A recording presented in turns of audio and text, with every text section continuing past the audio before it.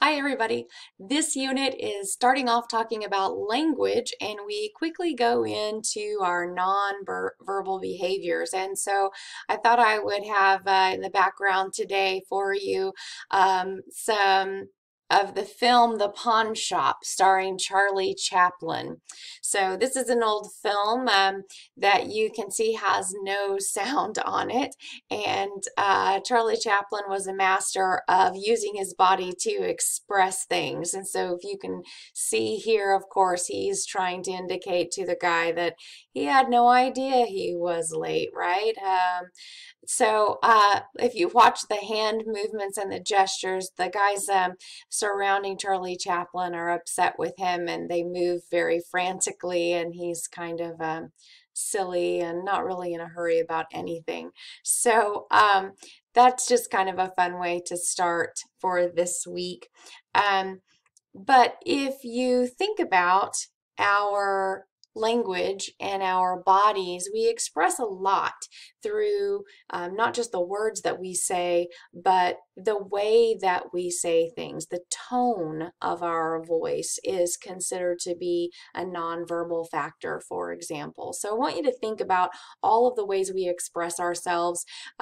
This content for this unit will go a little bit faster. We are covering chapters 5, 6, and 7 in just a couple of weeks because remember, we're on a very fast pace. This is just an 8-week class. So I encourage you guys to plan out your week carefully so that you can make sure that you get everything done. You have a quiz by Wednesday after reading both chapters, and then you will do a journal by Friday and a nonverbal paper by Sunday. So of course, if you scroll down, you will find the details on that, including some body language tips and things for you to be mindful of as you are communicating with people in your workplace, for example.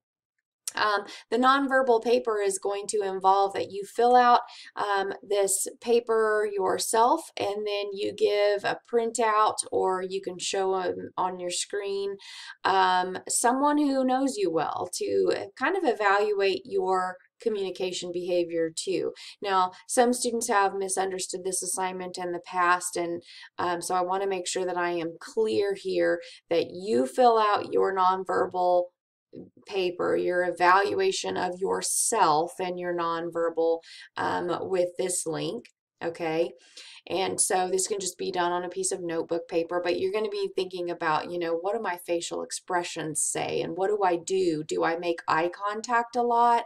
Do I have a tendency to look up and to the right when I'm thinking?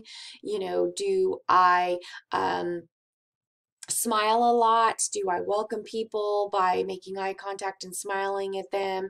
What is my vocal quality like? Do I talk quietly? Do I often find people asking me to repeat myself? Things like that. And so you're going to fill this all out for yourself, and then you are going to give a copy here to a peer and have them do the same thing. They're going to think about you and think about, what do I think my friend or my daughter, my son, whatever the relationship is, what do I think that they do with their face a lot? What do they do with their eyes? What is their gesture or body movement like? Do they touch other people a lot? Now, for some people, this social distancing thing has been a challenge, right? Because they're touchy kinds of people, they're huggy kinds of people, and this is a struggle for them. And so I was noticing just the other day, my friend was commenting on how it's very hard for her because she wants to hug everybody that she comes into contact with. She can't do that right now, right? So they're going to fill this out on you. What do they think? And how do you express these different feelings and things non-verbally? And then once you have that paper back from them, now don't stand over their shoulders and watch them do this, because that might mean that they are not completely honest with you in what they put down on the paper. So you'll compare those after you get that back, their response back. And then there are details in that assignment sheet on how you want to structure that paper response and what you want to cover in that, and attach that by Sunday. So I hope this will bring some interesting things to light for you that will help you with your communication and help you to grow in this process. If you have any questions, please don't hesitate to contact me. Have a great week.